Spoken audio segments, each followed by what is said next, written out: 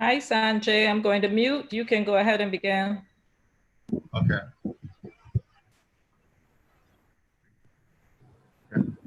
A blessed good afternoon to all, and welcome to another Truth for the Final Generation Health Focus panel discussion. I would like to welcome all those following via Zoom, and of course, our esteemed panel of health professionals and specialists. My name is Mrs. Sanjay Joseph, and to my left is my wife, Mrs. Nicole Joseph, and we will be your moderators for the evening. Before we continue, let's have a short word of prayer. Let's bow our heads. Heavenly Father, as with everything, let thy will be done. We ask your presence right now, Lord, as we seek to enlighten and educate minds.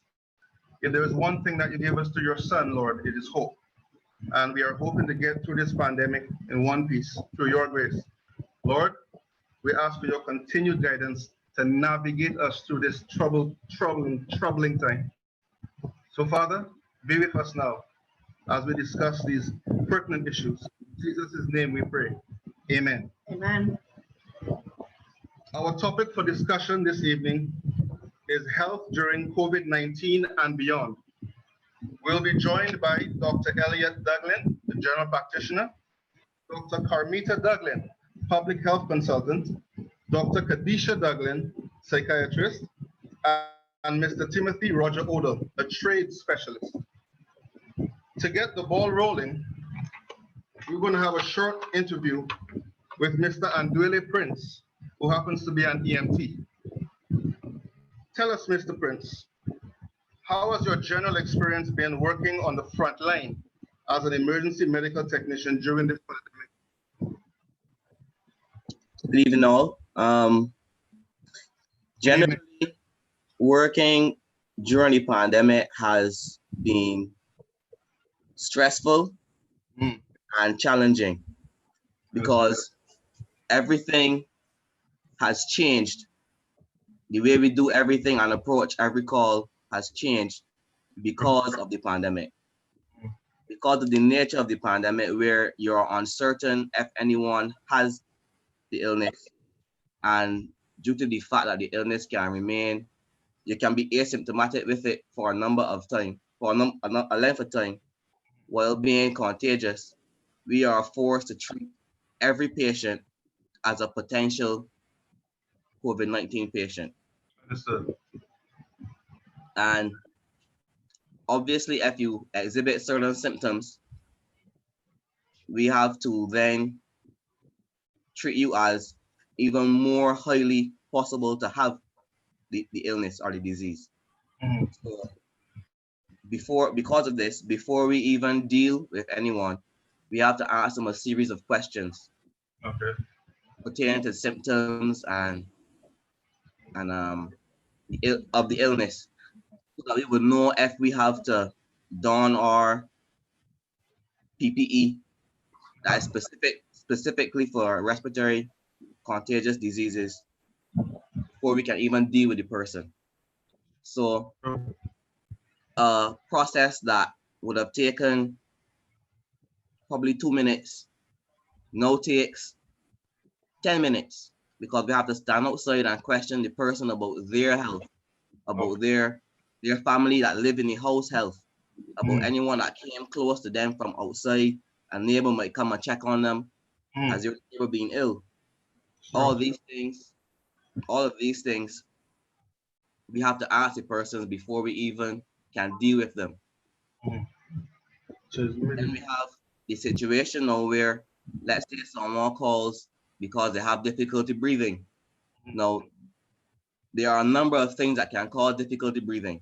Unfortunately, COVID-19 is one of those things. So because of that, if you have difficulty breathing during the initial stages of the pandemic and dealing with it, every person that had difficulty breathing had to be treated as though this is the potential COVID-19 case, and we had to don our full PPE to this person. Now, the challenge comes with sometimes you may get a call for one thing or one symptom, and when you get to the place, you meet a whole different scenario. So you may get a call for abdominal pain, And you can't really blame the persons because that is what is bothering them the most. Their belly is hurting them. Okay. But when you get there, you realize they have a high fever.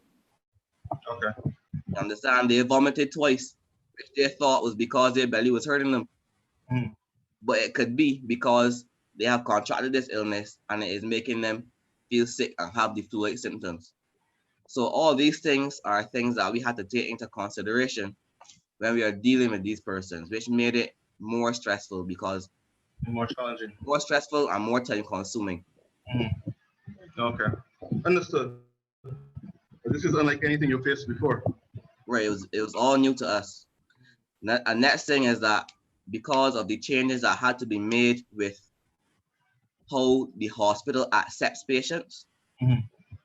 the process for handing over a patient became extremely lengthy, Okay. right? And possibly tedious because you would call in a patient and let them know you're coming with a particular type of patient. But due to constraints and initially the hospital, the accident emergency setup was not really ideal for receiving this type of patient because this type of patient would need to be isolated from the rest of the accident emergency ward because we have a lot of sick persons in there, and if they were exposed to the illness, it could spread throughout the hospital and be very, very bad because we know it is a very contagious illness. Understood. Because I mean, the public had a certain image of you guys, and it was challenging to actually see you guys in action, to actually be in your shoes. So how has you found that entire situation overall? How has it affected your family or family? Well, that in itself was stressful as well because as a person, I have two young children, and my wife is pregnant, and to come home after dealing with potential COVID cases, the mindset is always there. What if I am taking this illness home Yes. to my family? Yes. What if I am asymptomatic? What if I have it and don't know? It's true. What if I contracted it today? Mhm. So it was very stressful to be dealing with these persons and having to come home to your family. Okay. It also affected me and my family in terms of the times that I got home. Like I said earlier, everything took longer. Yes. Whereas before I would be able to just finish work, put down my stuff, and get in my vehicle and leave and go home. Now, after I finish work, I had to take off my clothes, bathe at work, put my clothes in a garbage bag, and make sure that I am not bringing anything home to them. And because of this, the process of coming home now became longer. So I began to come home later. Oh. Yes, of course. Very real situation right now. Yes, please. Well, Mr. Prince, thank you for sharing and thank you for your service. No problem. Thank you. Thank you. Okay, this evening, the panel discussion will take the form of 4 segments. And at the end of each segment, the floor will be open for a few questions. Good evening, panelists. First segment deals with infection. Good evening. Good evening. Our first question: where did the coronavirus suddenly come from, and how infectious is the virus? Dr. Carmita Douglas, would you mind helping us with this one, please? Hi, good evening, everyone. It's really a pleasure to be here this evening. And I see we have a lot of viewers, and I would like to say it is really good to see all of you joining us on Zoom. My first caution is to avoid the social media. There's lots of errors going around in social media. So let's just try not to follow everything that's going on in social media and make sure that you allow the scientists, even though scientists are now learning, they're still cautious enough to try to get evidence before dispersing information. All right. So it has been thought that the virus, the corona SARS-CoV-2, has originated in bats. But again, that is still continuing to be researched. Just recently, the World Health Organization sent a team to China so that they can investigate this further. So this is as much as we know right now. And the second part of the question, how infectious is the virus? Now, the special coronaviruses have jumped species and they can be transmitted between people. Now, originally, these viruses were in animals, like I said, bats, but now they're jumping species from animals into human beings. And we saw this as early as 2002 when we saw severe acute respiratory syndrome, SARS, which emerged in China.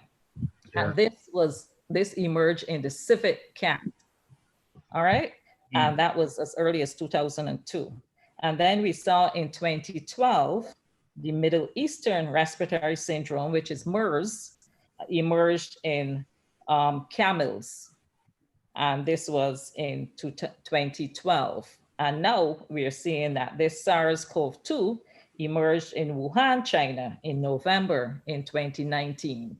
So this is just a little bit of the history, but we are seeing this jumping from time to time, and it's still a mystery how the virus is able to jump to human beings, from animals to human beings. But when we talk about infectious period, right, it is the time during which someone infected with SARS-CoV-2 can transmit the virus to other people. This is referred to as the infectious period.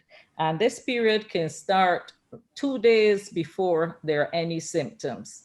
So in other words, a person can be going along and they can transmit the virus and have no symptoms whatsoever. And this doesn't have to do with being asymptomatic, because as was mentioned, you can be asymptomatic for your whole period of time and transmit the virus. But this pre-symptomatic period, the 2 days before you start to get, whether it's a fever or whether it's a cough or whatever symptoms, you can be transmitting the virus. So that is one of the dangers about this transmission period. And also Johns Hopkins University speaks about what we call the R naught. And this is where they're trying to determine the number or the reproductive number of persons that can be infected by one person.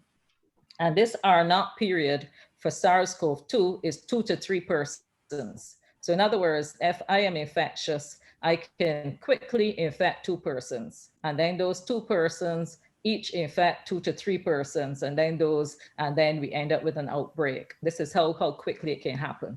All right. There different viruses have different infectious numbers. So what we call the reproductive number. So this particular virus is extremely infectious, but don't mix up infection with virulence. Because it's infectious, it doesn't mean that it is very virulent, because 80% of persons can easily have mild symptoms, okay?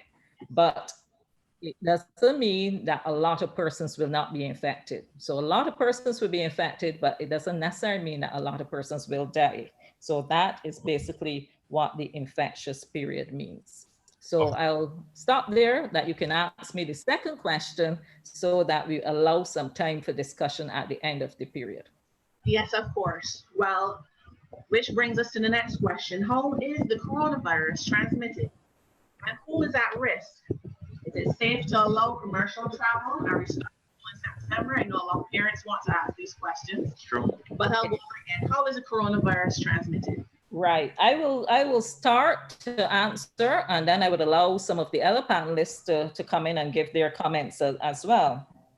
Now, it is infected people can transmit the virus through their mouths, through their noses, through their throats, droplet infection. I know recently we've been hearing a lot about airborne, but I wouldn't venture to say that this particular virus is airborne. But what has been shown is that it can travel for a good distance in the droplet or in the bubble. okay, and land on surfaces, especially if you're singing or if you're coughing, and you get a good spell, then it can travel a little way, but I wouldn't come out and say it is airborne. So it is transmitted through singing, laughing, coughing, sneezing, through droplet infection, through a person's nose or eyes. And usually it is stated that it can travel up to 6 feet, 6 to 12 feet. Okay, depends on how virulent your cough is, or your singing, or whatever. So we always recommend a mask, and scientists have done a lot of studies to prove that masks really work. So masks can reduce the transmission, and then the virus also remains on some surfaces. So if it is a contaminated surface and then you come in contact with that surface, then you can transmit, and then you can spread it to other persons. So really and truly, everyone is at risk, but some persons, up to 80%, will have mild symptoms, while other persons can have severe symptoms, and some persons will die. So in terms now of travel, allowing commercial flights and tourists would definitely be a risk, especially from high risk countries like the USA. You would have noticed that rather than we're seeing a reduction in cases in the USA, we're seeing an increase in cases in the USA. Today alone, we are seeing over 14 million cases worldwide. So places like the USA, like Russia, you know, places like that still have extremely high risk. So if you just open up your doors and allow anybody to come in, then you're going to see, some spread. Because first of all, tourists are not quarantined. Okay. Returning nationals have been quarantined. So when we have returning nationals, they are tested and then they go straight into quarantine for 14 days. But when you have a tourist coming for 5 days, you're not going to quarantine the tourist. All you're doing is insisting that the tourist be tested 72 hours before. So chances are after they come into the island, they can start showing symptoms 5 days after. So this is a risk, and we just have to be extremely careful. But then individuals can put measures in place to make sure that they protect themselves. Okay, so that is important. In terms of schools, we really don't have any community spread per se in Barbados just yet. So it is quite safe for us right now to say, yes, we can open up schools and children can go back to school and be comfortable. In the US, that is a definite no-no, because there's lots of community spread in the US and there are lots of cases. So really and truly, you would hear a lot of discussion as far as the US is concerned in terms of opening schools. In terms of Barbados, it is relatively safe, but we have to wait and see between now, July, and September what the situation will be. So this is something that has to be reviewed like every 2 weeks, every month. You keep reviewing, and that is why the government keeps changing and changing. It's not that they don't know what they're doing, but it is that they're seeing how things unfold, and then they're putting protocols in place to suit the particular situation. So I will stop there, and I will allow for any other panelists to make any comments before we move on to the third question.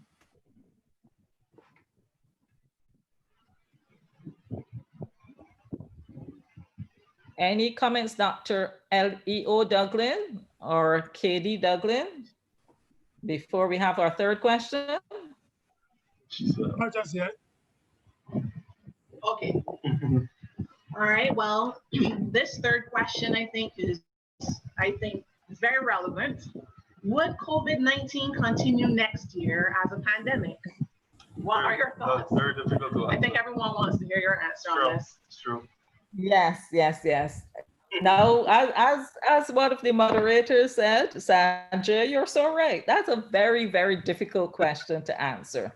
But I would venture to say most likely, yes, it will continue as a pandemic next year, because remember, this is a new coronavirus, this SARS-CoV-2. And like most viruses that we see, they continue on from year to year. What happens is that the impact is not as great, because by then there's either some form of vaccine, or there's some form of immunity, or they might even be a lot more control, because persons now begin to understand, okay, wearing masks can prevent me from contracting the virus, making sure my surfaces are really clean, making sure that I don't go touching up everywhere.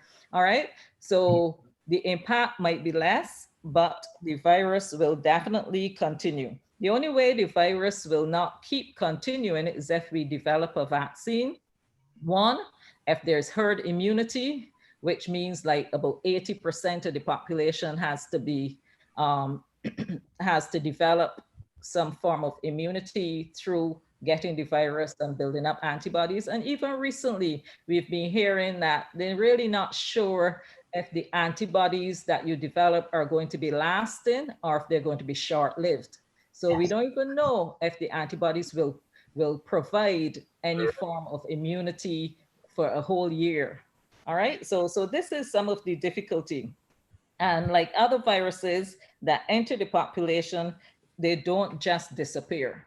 So this virus might be endemic, which means that it remains in the population, and we just have to cope with it, manage it, deal with it. So this is basically the situation. Okay, do any of our panelists have anything else to add to Dr. Douglas?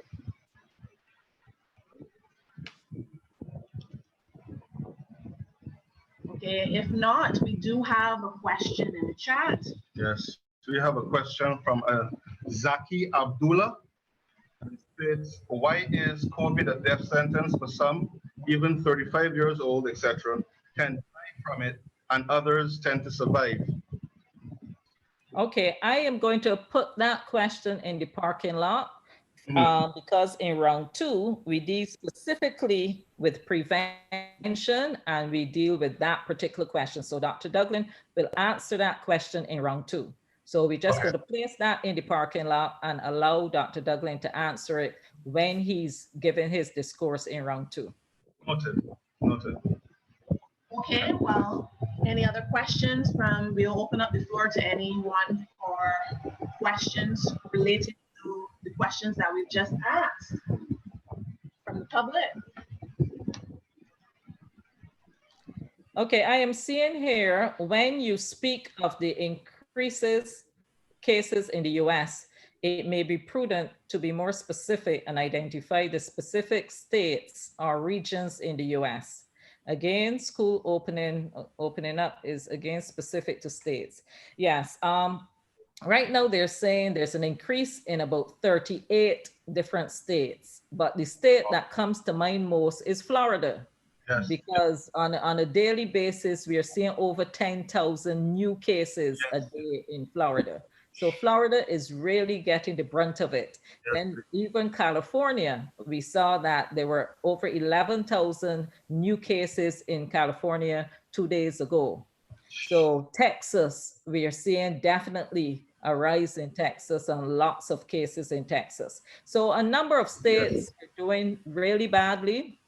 But again, the debate continues. Did they open too soon? What is the situation? Because when persons saw New York and they saw the situation that was happening in New York, you know, it hadn't yet reached a number of different states. Yeah. So New York was like the epicenter, where we see lots of cases in New York, and then it quickly moved over to New Jersey. We were seeing a lot of cases in New Jersey, and now it's moving more to Florida, Texas, and some of the other states. So each state is going to have to deal with the situation as a state, and we see the president isn't dealing with it as an entire USA anyway. So it's being dealt with from state to state. Yeah, I think Florida definitely opened too soon. And I'm seeing a question here. Right, from YouTube. Are there other long-term effects on somebody after they get well? And again, I'm going to leave that for Dr. Duglin. Remember to touch on this question when you go into round 2, because he'll be dealing with the medical aspects in round 2. And then this other question, is it wise? Right, a wise decision for Caribbean to open international traffic? Again, the Caribbean is playing economics and safety. So, I mean, when you look at it, they're figuring we're looking at the lesser of the two evils. We don't open up, we don't allow the tourists to come in, and then what happens? We start to suffer because we have no money, we have no finances, etc.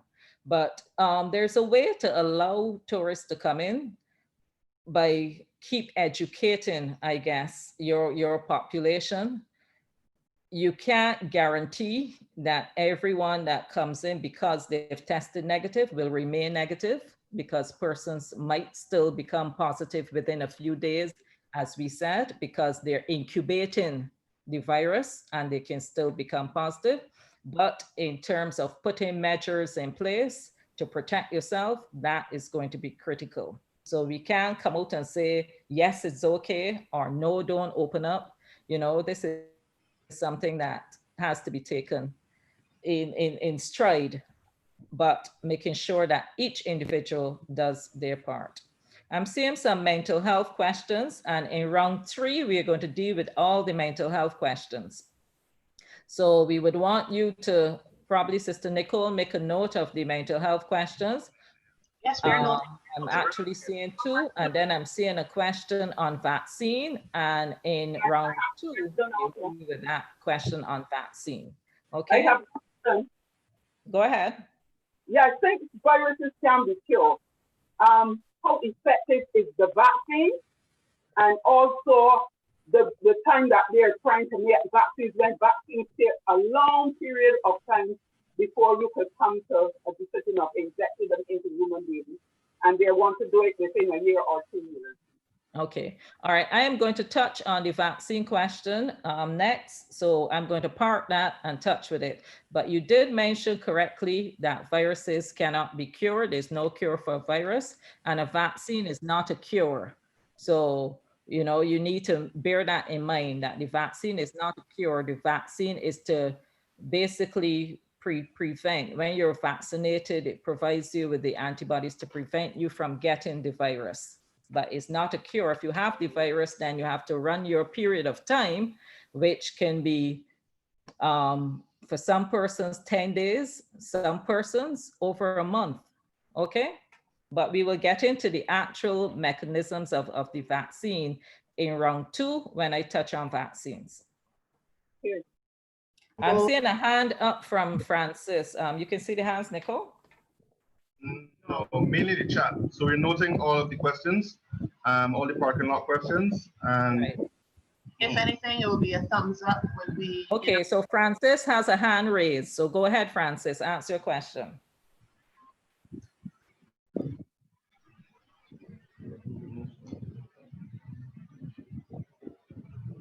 Francis, unmute your mic. No question. I'm seeing your hand is raised. Well, you had to check something, so my hand was. Okay, so just lower your hand. All right, let me check. we have a question from Omar about vaccines. He asked, what is the most up-to-date findings on with the creation of a vaccine? Right, so I will deal with that in section 2. So, what's the other question here? It was said that COVID would have affect states with tropical climates, wouldn't affect states with tropical climates. Cold states were said to be more at risk. So was that a myth? I am asking because Florida is hot. Yes, it is a myth. And I just caution persons from the very beginning, we have to be careful what we see on social media, because it originated in China and Europe. Persons thought, you know, that it might be cold countries. And because the Caribbean was looking so good, All it meant is that a lot of travel wasn't coming down to the Caribbean to infect people. And very early in the epidemic, when the Caribbean got wind that this virus is going to be very infectious, a lot of Caribbean countries started closing off their borders. So we did not see the influx of infection that would have happened if the borders had remained open. But hot countries, we're seeing now a lot of African countries are actually getting the virus. And we're seeing a lot of infection now in African countries. So it's just about travel and spread. It has nothing really to do with cold and hot, because hot countries will get it. And as you're clearly stating, Florida is supposed to be a warm place, and we are seeing loads and loads, especially in the summer. And that is what is surprising to Fauci and some of the others, because they thought that by summer, everything would have started to, wear off. But now we are seeing increase in cases in Florida and some other warm countries. There's a question here. Do you think the virus will mutate in the future? The virus has already started mutating. There are actually 3 different strains that scientists are dealing with at this particular time. So it has already, and then it is mutated a lot, but there are 3 specific strains, A, B, and C. And the B strain that has done a lot of damage in China is not even the strain that is causing the most problems in the USA. So it has mutated already, and it will continue to mutate. There's a question, is COVID seasonal like the flu? We're not sure yet if it's going to be seasonal, but most likely it might be, but it's just been going on from November right through to July. So it has been going on for a long period of time. So the second wave might be seasonal, because there will be a second wave, but right now it is going on for a long period. And this question, if the pandemic is going to be around for a long time, would it make sense for teachers of young children who like lots of hugging to wear PPE?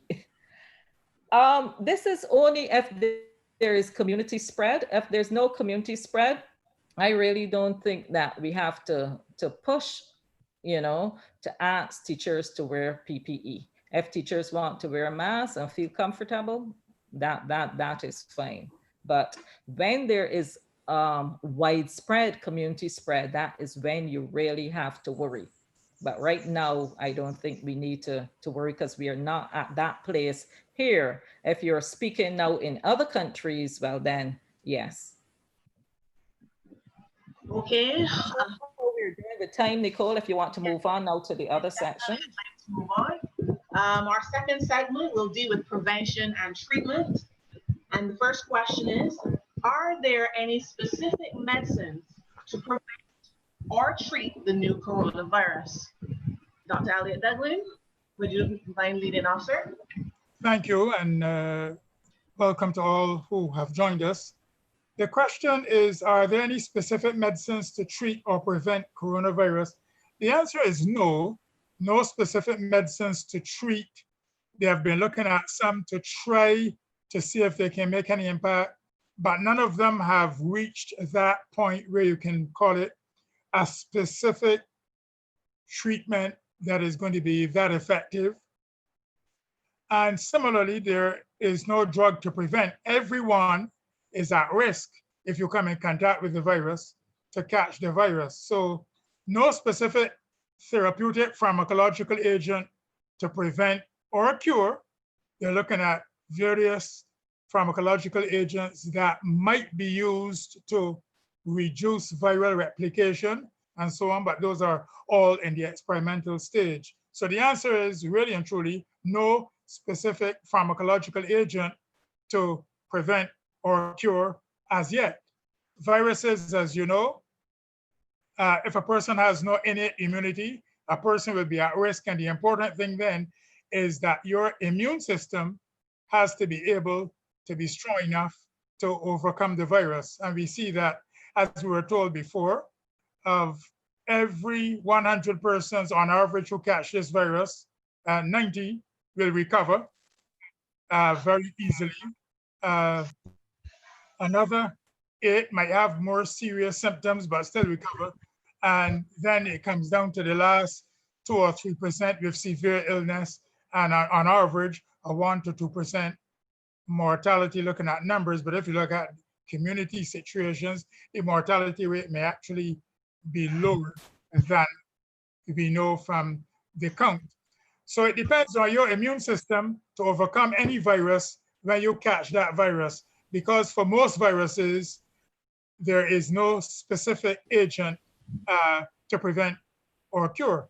In HIV, for example, we have powerful antiretroviral drugs now. That wasn't so when it started, and so people can benefit from that. But for this virus, there is no specific pharmacological agent to prevent or cure as yet. Okay, Dr. Dublin, I do see another question relating to that. What about blue vervain as a treatment? Repeat that, please, pardon? We have a question from ZTE Blade. What about blue vervain as a treatment? No, that is not a treatment in terms of impacting on the virus. I got it. Let me again. Judy, come and cut my color, and I try. We're going to be talking about various things that can help to strengthen the immune system and reduce chronic inflammation and make a person more able to fight off the virus or any respiratory virus for that matter.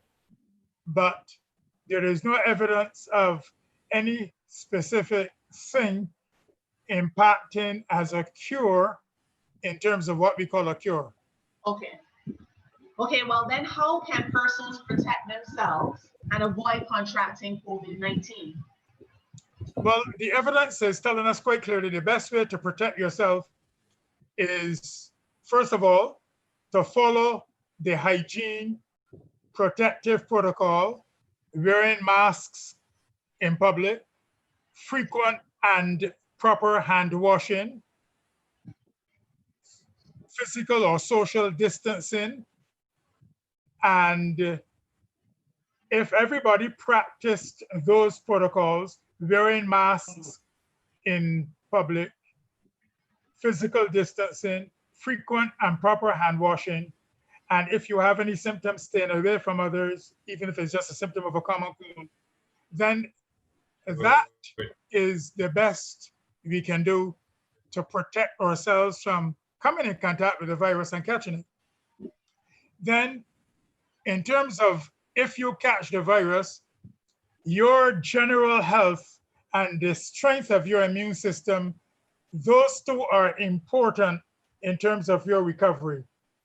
Of course, some of that is genetically determined, but most of it, according to research in Italy and China and elsewhere now, is telling us that people who eat healthy, who are slim and fit, whose immune system is strong and well regulated, have the best chance to have a mild illness, and even if they get more severe symptoms, still to recover. But if your immune system is dysregulated, if you have things that dysregulate your immune system, like obesity, pre-diabetes, diabetes itself, pre-hypertension, hypertension itself, people who eat diets that are highly refined, processed, sugary, high-fat foods, research has shown that that kind of unhealthy eating leaves your immune system less able to fight any virus. And it has been shown that obesity is one of the major risk factors for severe illness. So as one person in London said, a cardiologist, Malhotra, said, this virus has exposed the world in terms of its bad eating and bad health. For example, I would have said before that in America, only 1 out of every 8 adult Americans is metabolically healthy. 7 out of 8 would not be metabolically healthy, either obese, pre-diabetic, hypertensive, eating a lot of refined processed food. And those persons will be at risk for severe illness. Okay. And those are important facts. Eating healthy, exercise, following the principles of primary health reform and primary prevention. And of course, there's a lot of research showing that adequate vitamin D levels also help the immune system to be both strong and what we call well-regulated to prevent an explosion of inflammation, which can trigger clots in the blood vessels and damage the lungs and other organs. So eating healthy and keeping healthy, adequate rest, adequate exercise, a healthy diet, fruits and vegetables, keeping your immune system strong, adequate sunlight, and vitamin D. Those things give your immune system the best chance to fight off any virus at all. And that is important to understand. Okay, so you were talking about immunity, but we have a big diabetic community here in Barbados. So how can diabetics build immunity specifically? Well, that's a good question, and thank you. Diabetes type 2, which is very prevalent around the world and here in the Caribbean and here in Barbados, that means there's something called insulin resistance and ultimately high blood sugars, of course. And insulin resistance and high blood sugars tend to paralyze the immune system, to put it that way. White blood cells are rendered relatively impotent by high sugar levels. So a diabetic would have to make sure the blood sugar is under good control. You want that HbA1c under 7. You want that fasting blood sugar down at 5 at the most. And 2 hours after you eat, you don't want it to be spiking above 8. That's for a diabetic. You want tight control. And that means a strict and healthy diet, avoiding the dangerous fats, avoiding the refined processed sugars and carbohydrates, eating whole natural food, taking your medications, and frequent monitoring of your sugars, and with your physician, the HbA1c, to make sure that sugar is under good control. And by healthy eating, you try to get off extra fat and so on. All of that is very important because if the blood sugar is well controlled, that diabetic has a better chance than if the blood sugar is not well controlled. Okay, so you were mentioning some natural foods earlier. So let me just go on to say what natural foods will help reduce chronic inflammation. Well, thank you for that question. What foods help to reduce chronic inflammation? First of all, chronic inflammation is triggered by a lot of refined processed meats, refined processed carbohydrates, excess sugars, and a lot of dangerous unhealthy fats, especially animal fats. And people who eat whole, simple, natural food that is plant-based are going to have a well-regulated metabolic health. They're going to be not moving towards the metabolic syndrome, but they're going to be having sugars and fats and baseline all within a good range. Eating a plant-based diet, eating more vegetables, whole grains, exercise, adequate sleep. And then there are some specific things that we know help to reduce inflammation. I mentioned vitamin D already. Vitamin D is powerfully anti-inflammatory while it strengthens the immune system. And then there are certain herbs that we use in our cooking. Turmeric, which contains curcumin. Thousands of research papers show that turmeric's curcumin is powerfully anti-inflammatory. And then in the vegetables and green leafy vegetables are a whole host of molecules, phytochemicals, anthocyanins, and so on that are powerfully antioxidant and anti-inflammatory and help to reduce chronic inflammation. So your diet, green leafy vegetables, certain herbs like turmeric and clove and ginger, and the green leafy vegetables, they're all anti-inflammatory, all antioxidant rich. Vitamin D we mentioned already, just to mention a few. Flax, for example, ground flax, because of omega-3 content, and walnuts also help to keep the vasculature flexible, the blood vessels, because this COVID-19 can trigger endothelial, the inner lining of the vessels, can become damaged and trigger clots. You want your blood vessels to be healthy. Flax, omega-3, walnut, omega-3, lycopene from tomatoes, the carotenes from carrots and green leafy vegetables, all of those, vitamin E from nuts, all of those things from a healthy diet help to keep the arteries flexible and protect the inner lining, the endothelium, from the damage that can trigger clots, because this virus binds to an ACE2 receptor that can then throw off the hemodynamic and endothelial control in the blood vessels, triggering the formation of clots and interfering with how the blood flows in these blood vessels, and that can lead to severe damage. So you want a healthy arterial system by a healthy diet, adequate exercise, adequate rest, and eating your vegetables, your green leafy vegetables, whole grains, ground provisions, the things that are simple, whole, and natural, and avoiding the dangerous fats, the excess sugars, and keeping a good eye on your waistline, exercise, rest, eating fewer calories. Even intermittent fasting helps to control blood sugars and strengthen the immune system. All of that is going to be important. Healthy lifestyle is the most important way to go to keep that immune system strong, and at the same time to prevent an explosion of inflammation. Okay, our third question in this section, I think this will generate a lot of questions. Where are we with a vaccine for the coronavirus? And how will it impact Black lives and third world countries? Dr. Carmita Duglin, you had started to show interest in answering these questions, so please go ahead. And we do have a few questions in the chat, so we will do that right after. Oh, okay, right.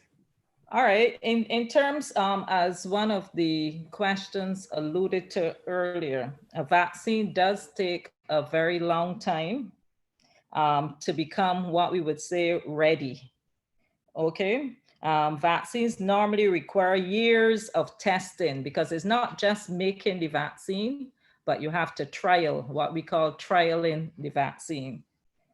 And there are a number of different phases that the vaccine has to go through before you can actually roll out a vaccine in your particular country, community, in the world, wherever.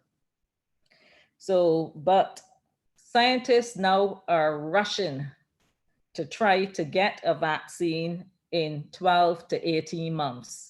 You would have noticed, like the US president was telling them, try to get this vaccine right away. They're going to throw all the money possible at this vaccine.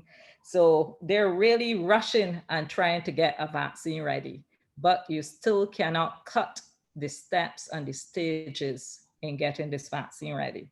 So WHO is saying now there are 140 vaccines are at the pre-clinical trials. This is the very, very early stage, because every country is trying to make their own vaccine. But there are 19 at phase 1. There are 11 in phase 2. And there are only 3 in phase 3. So I'm just going to deal with the 3 in phase 3. And what phase 3 is, this is a large-scale open efficacy trial where thousands and thousands of persons are involved in getting the vaccine to see how it responds, how they respond to the particular vaccine. So this is basically the last stage, this phase 3, before then they can start to roll out the vaccine. Now, in these 3, China is way advanced of most countries, and rightfully so, because it really started with China. So the Chinese company called Sinovac is developing a vaccine, and this vaccine is based on inactivated COVID-19 particles. So really and truly, when you're developing a vaccine, the best vaccines are actually this type of vaccine, the inactivated particles of the particular virus, right, the COVID-19. And the vaccine has shown promising safety profile in the early stages of testing. Remember, it had gone through phase 1. And the phases are really phase 1 is like animal trials. So phase 1, you try it out on animals first. Then on phase 2, you do like 50 to 100 people. And then phase 3, you do thousands of people. All right. So it has worked pretty well in the first few stages. And now it is at phase 3 trials in Brazil. Don't ask me why Brazil, but this is where it is being trialed. And then the second one is being trialed at the University of Oxford. Vaccine is delivered via chimpanzee. So this vaccine is being made slightly different to the Chinese vaccine. It was delivered via a chimpanzee virus called the vaccine vector. And the vector contains the genetic code of the protein spikes found in the coronavirus. So it's still using some parts of the coronavirus. And this triggers a strong immune response in the human body. And the vaccine is in a combined phase 2 and 3 trial in the UK, but it has recently gone into phase 3 trial in South Africa and Brazil. And please don't let's go on to all of the African talk as far as this is concerned. This is basically the facts that I'm bringing to you from WHO. And the third vaccine that is at phase 3 is the Murdoch Children's Research Institute in Australia. And they're conducting a phase 3 trial using an old vaccine, a tuberculosis vaccine. So they're not actually using the corona vaccine, but they're using a tuberculosis vaccine. And the vaccine is not thought to protect directly from COVID-19, but this vaccine is thought to boost the body's non-specific immune system to make you stronger than to resist the COVID-19 coronavirus. All right, so these are the 3 most up-to-date vaccines that has been trialed, but noting that there are over 140 that still has to go through the different phases and different trials. Okay, so if there are any questions on the chat that were particularly with that, Nicole, you can just mention them so I can touch them, and then I would open up to see if Dr. Duglin has anything to add to that.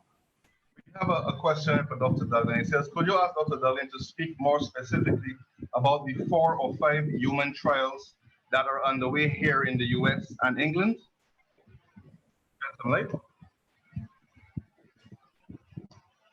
What I spoke about is human trials, and I did not, these are, according to WHO, these are the 3 most up-to-date trials. All the others are behind these. Okay. So these are actually, when you get to phase 3, those are human trials. Those are the ones that you're used, over thousands of human beings are being used. And they're usually voluntary. Sometimes they offer money to do the trial, or sometimes it's just persons that volunteer and come forward to be involved in the trial. So sometimes you would get benefits from being involved in the trial, and sometimes there are no benefits. It's just you're volunteering and saying you want to be in a trial. Okay. These are the 3 most up-to-date trials. Okay, we have another question from a Leonard Phillips. It reads, mutations in the HIV virus have made it difficult to create a vaccine for HIV. Will a mutating coronavirus also make it difficult to create an effective vaccine that will work across the board with everyone? Yeah, now that will be difficult to tell until, that's why they speak of efficacy, because you can create a vaccine and you can trial it, but then you have to see at the end if it really works. And I agree with him, because that is one of the difficulties I had when they started talking about creating vaccines, because of all the mutations that you're seeing. Take, for instance, there's no vaccine for Ebola. When you look at dengue with the 4 strains, you have to get all 4 strains of dengue.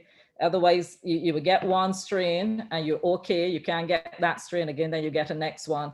So the difficulty is, after all of this is done, we will have to see if it really works, because mutation is a key aspect, as he mentioned, and therefore are all of the different mutants involved in the vaccine? If no, then that means it depends on which strain of the virus you get that the vaccine will protect you against. Like influenza, there are many different strains of influenza virus. So even though there are persons in the USA that get a vaccine, influenza shot every October, November, then that only protects you from certain strains of influenza, but there are other strains that you will still get. So therefore, we can't rule out the possibility of not being protected against some strains of the virus. Okay, we have 2 other questions. We have 5 more minutes, but we'll ask Dr. Elliot Duglin the questions that have stated in the chat. Which is, why is COVID a death sentence for some, even 35 years old, and can die from it, and others seem to survive? So why some die and why others survive? It's a strange question. Dr. Elliot Duglin, please unmute, sir. He's on mute. Oh, it's mic.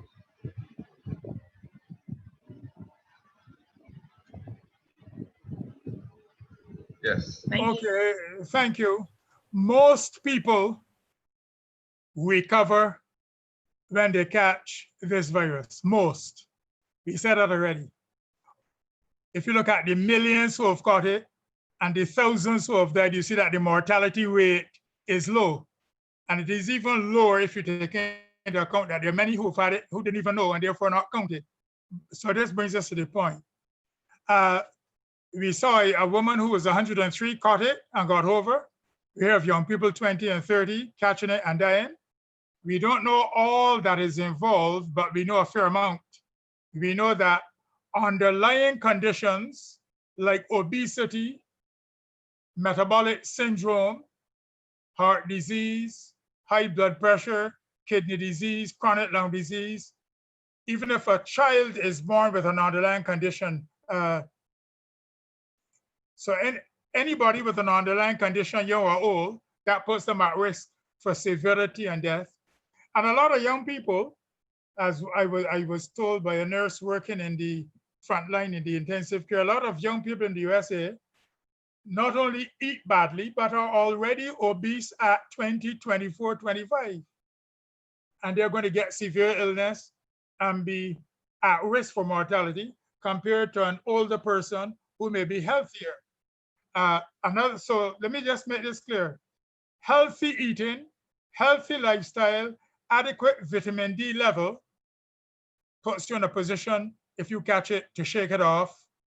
Unhealthy eating, underlying conditions, obesity, and poor metabolic health put you at risk for severity and mortality, whatever the age. So that summarizes in a nutshell what we know. Healthy lifestyle, adequate vitamin D levels, a good strong immunity by eating real food and not junk puts you at a better position than people who are eating junk, whatever the age, and have underlying conditions. Okay. Nicole, Sandra, can I just touch on this question on the screen, please, before the 5 minutes goes up? Asking about using vaccines. I know we have some persons that are anti-vaccine. I'm not going to tell you to use the vaccine or don't use it. But what I will say is that the first vaccine, the Chinese one, is using an inactivated COVID-19 particles. So you're not putting disease into your body. And a lot of the vaccines that we use for children now, there's not the actual disease that you're putting into your body. It is either inactivated or it is something slightly different. So it's not that you're using the disease to protect you against the disease. Okay, so let's bear that in mind, because I know there are a lot of persons who are anti-vaccine in general, and they think that they're putting diseases into your body. But the preparation of a vaccine is very safe. Okay, so, but I'm not going to tell you to go ahead and use it or not, but it's going to be sometime down the road anyway. But I can tell you that after it has been trialed, if it is safe to use, then WHO would recommend it. If it is not safe, they will not recommend it. Understood. Well, the last question for this section. Are there other long-term effects on somebody after they get well? Panelists.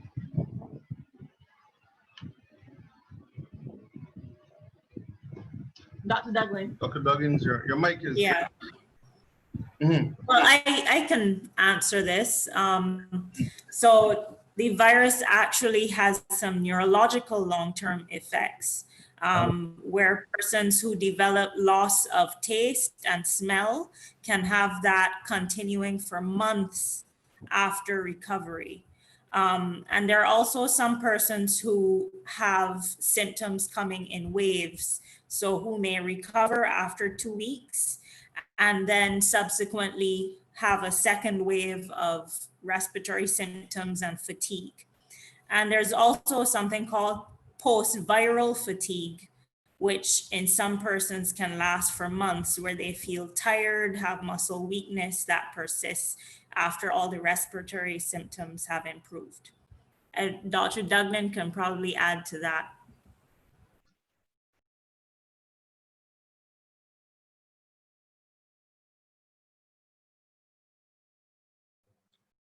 Okay, thanks for that contribution.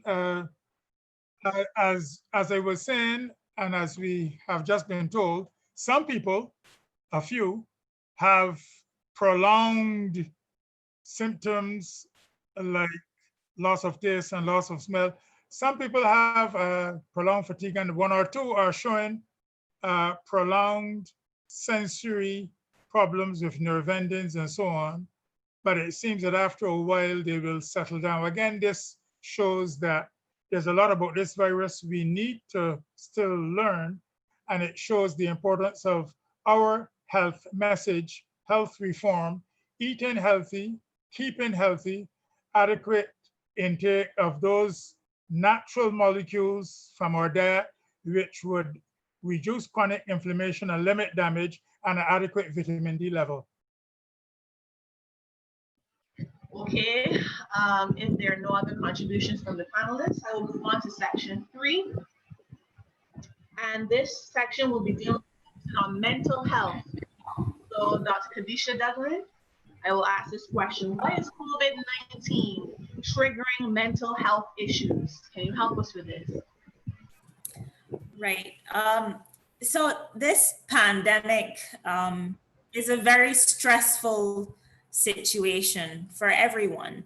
And if we think of all the research that has looked at stress and mental and physical health from the 1970s, starting with the psychologist Selye, we know that distress or bad stress, which tends to be prolonged, which tends to leave persons with a feeling of being overwhelmed, a feeling that they cannot master the stress, are linked with poor mental health effects. So persons having changes in their mood, in their cognition, as well as physical symptoms associated with that.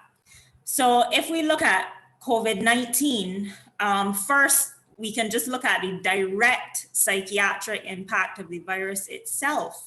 So for those who don't know, COVID-19 has neuropsychiatric symptoms associated with it. I think Dr. Duglin mentioned vascular effects. So we're seeing persons, even young persons, who are having strokes. And with the stroke, you can have depression, you can have long-standing neurological impact from having a stroke. You're also seeing persons, because of lack of oxygen, having delirium. Persons who have been in intensive care or in a high dependency area of the hospital, developing delirium because of not just the lack of oxygen, but also being on a ventilator, medication given to assist in ventilating the person, being in a changed environment. So those are some direct impacts. You can also have the virus itself infecting the brain or causing an encephalitis. So that is what can happen directly. But generally, we're thinking of the indirect mental health impacts, the effects of persons not coping well with this pandemic. So there is a lot of anxiety about the virus. Persons don't want to contract it. They're fearful for their loved ones who may be vulnerable. They're fearful for themselves if they have a non-communicable disease like diabetes. There's also the result of public health measures put in place. So as you know, in March, Barbados, we had a curfew in place, then we had lockdown measures in place. And so persons were separated from loved ones. Their usual outlets for coping were removed. So persons couldn't go to meetings, church meetings, gyms, social gatherings.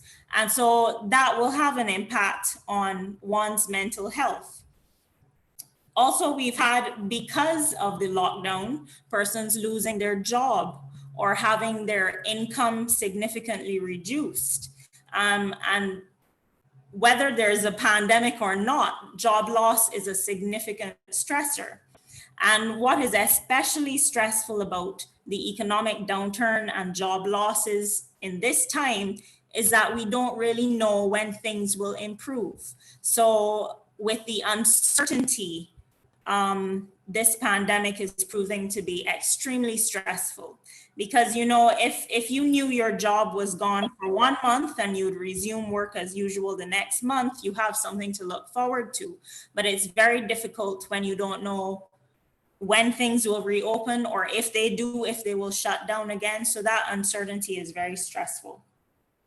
And for persons who have not lost their jobs, who have continued to work through this, the essential workers, the fear of contracting the virus at work when you interface with the public and bringing it home to your loved ones is very stressful. And then the stress of having to go to work as well as deal with your child who is now homeschooling. So the pandemic has been stressful on many fronts, from a physical standpoint, a social standpoint, economic standpoint. And so I think that is why we're seeing so many mental health issues.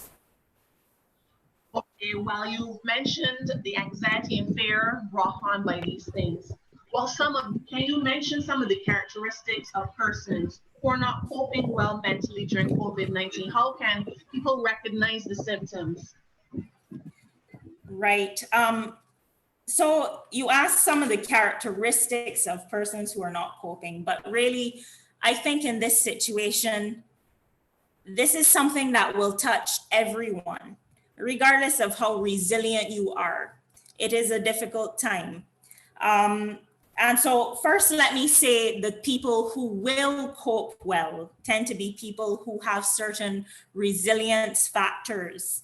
So people who may have a positive self-view, who have a more realistic rather than pessimistic outlook, people who have good communication skills and problem solving skills. I think through this, we've seen some people become entrepreneurs during the lockdown.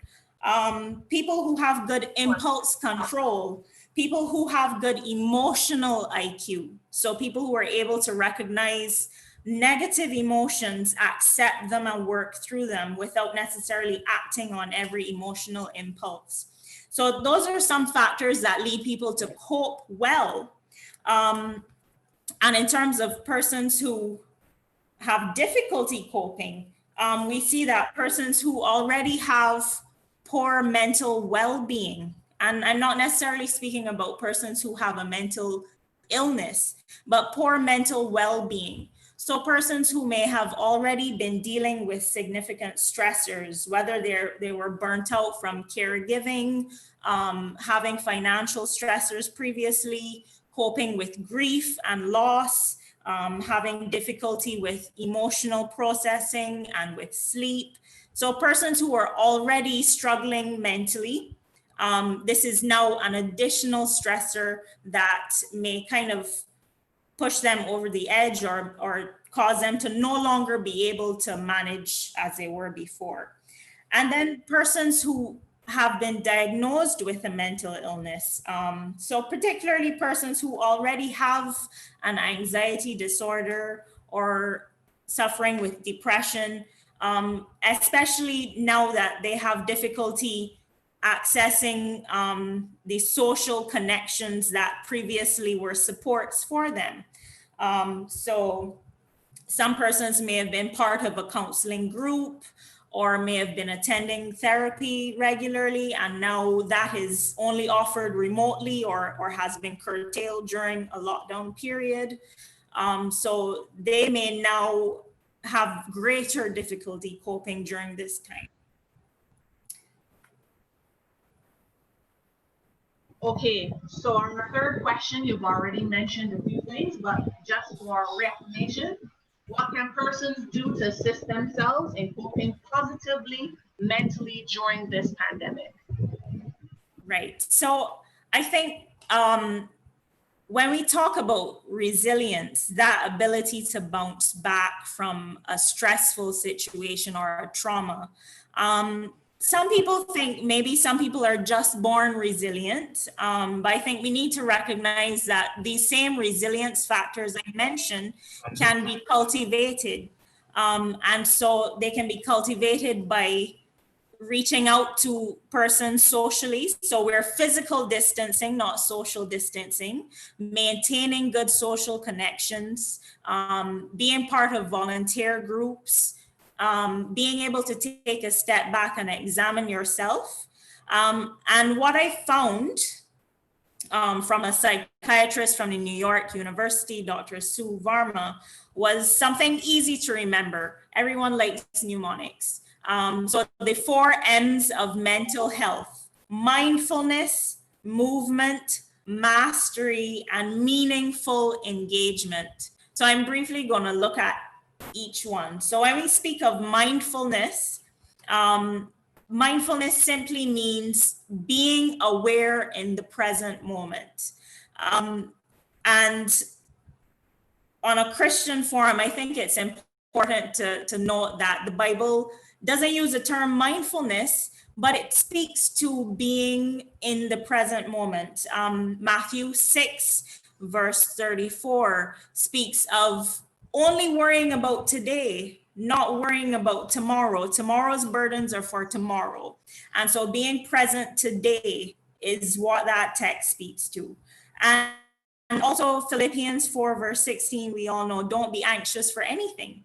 And so when we speak about mindfulness, we speak about daily gratitude, mindfulness in our eating, mindfulness when we're in nature, taking each moment to experience the trees, experience the island we live on, taking a moment for deep breathing and paying attention to our breath, taking time for spirituality, taking time to focus on a prayer or a passage and pay attention to each word and its meaningfulness to us. So all of those things are being mindful. The second thing is movement. Dr. Elliot Douglas mentioned exercise when he spoke about building up the immune system. And exercise is extremely important when it comes to your mental health as well. Not just in increasing the blood flow to the brain, but we actually have increase in certain hormones that stimulate brain cell growth and connections between brain cells called BDNF. And when we exercise, that actually increases. And we actually have improvement of our mood and anxiety symptoms, and we're better able to cope. So movement. And number 3, mastery. I think we saw a lot of people starting new things during this pandemic, starting a kitchen garden for the first time and having a lot of personal enjoyment and a sense of mastery when we're able to grow something in our kitchen garden, cook a new dish, learn a new language while on lockdown. So learning a new skill and mastering it is important to our mental health during this time especially. And meaningful engagement is the fourth thing. So connecting with our loved ones despite the physical distance. volunteering. And we did see, while people were in the isolation centers, there were groups who volunteered to take meals, to take clothing, to assist in collection of things. So volunteering is important. And part of meaningful engagement is also taking time for levity and humor and enjoying oneself. And so those four things and putting them into place during a time of stress during this pandemic is important. And I'll repeat them. 4 M's: mindfulness, movement, mastery, and meaningful engagement.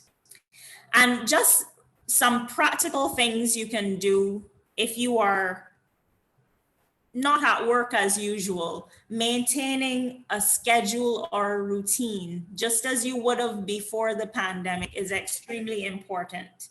Having a hopeful outlook, just as was mentioned in the text earlier, and maintaining your social connections.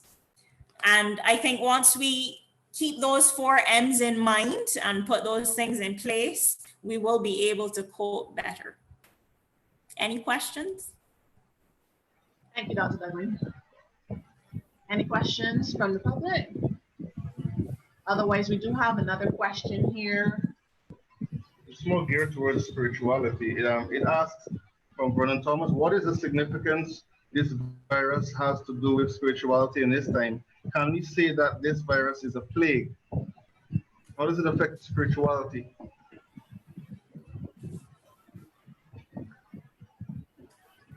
Well, I would say that in terms of our Adventist faith, or Christian faith, we know the Bible talks about 7 last plagues, which means they're going to be what you would call plagues before the 7 last.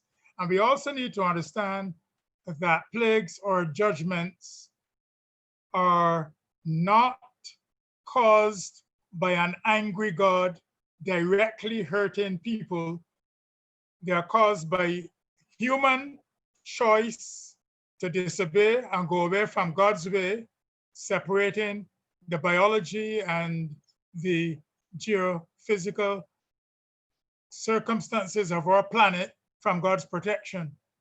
And as we approach the end, and as people choose to depart from God's way, that separation from God will mean that more and more natural disasters and man-made disasters will occur because of sin and the sin problem, and human choices to continue to go away from God and his plan of salvation and his way of righteousness.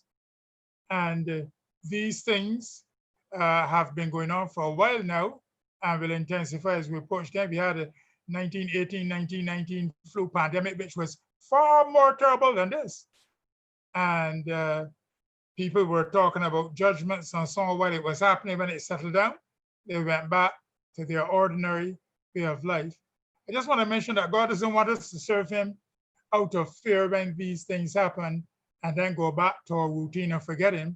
He wants us to serve him out of love. So we should be understanding his love, studying his word, and serving him with the motivation of love, while understanding that the sin problem, as it intensifies and separates from God, will cause more and more of these calamities, which are warnings that we are approaching the end, warnings that each of us should make our calling and election sure. And we know, though, that the majority of people will not do that. Okay, one last question in the chat from Ryan Lewis. The impact of the media which amplifies the fear of the direct consequences from COVID-19. Certainty versus uncertainty. Statistically, can we say that there was an actual increase in number of persons seeking mental health services locally? Although I'm aware there are several private and public entities to gather this data from. So he's asking, do we see the number of persons seeking mental health services locally? An increase. An increase. Right. So I don't have any statistics. I can only speak based on anecdote, which is that I have seen a a bit more clients coming for anxiety related issues, adjustment disorders, so persons who would have had to close businesses or lost their jobs, seeking counseling.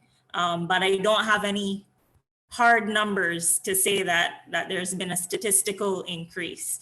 That is something that I would have to look into. And with he mentioned about the media, and we are bombarded by news coming out of the US. So for sure, we are seeing their spikes in cases and their outcomes. And so constant feeding on negative information is anxiety inducing, especially in a time when we are beginning to reopen and not quite sure what the result of our reopening will be. So yes, the media does fuel anxiety. Okay, thank you very much, Dr. Kadisha Dublin. We will now move on to section 4, and this deals with church and economy. So, Mr. Odell, this is right up your alley, sir. How important is economic consideration in this period of the pandemic? How important is economic consideration in this period of the pandemic? Yes, thank you, Sister Nicole, fellow panelists. Now, it is essential to stress that while the World Health Organization, one arm of the United Nations body, has been stressing the need to contain this pandemic and bring it to an end as soon as possible. Other United Nations bodies, such as the World Trade Organization, the International Labour Organizations, the World Tourism Organization, and others, have been stressing the need for a balanced approach, and to addressing this pandemic, and the need for mutually reinforcing complementary dimensions to the problem.